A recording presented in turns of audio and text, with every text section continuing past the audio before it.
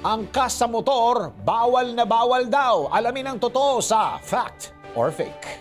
Dalawang video ang kumakalat sa social media na nag-aanunsyo ng bawal ng angkas simula August 26 at maaaring magmulta ng 10,000 pesos. Dagdag pa dito, binanggit din sa naturang videos na bawal na iangkas kahit na anak pa ito, asawa at kaugnay nito. Ang video post ay naglalaman ng links paraan upang hindi matikitan. Gayon din para makita ang buong memo ng kautusan. Ipinakita pa ito sa Mala News Anchor na presentasyon kaya maraming motorista ang nababahala. Pero bago paniwalaan ng ganitong mensahe, alamin muna kung may legit na basehan o ito ay peking manipulasyon lamang. Alamin natin yan sa Fact or Fake.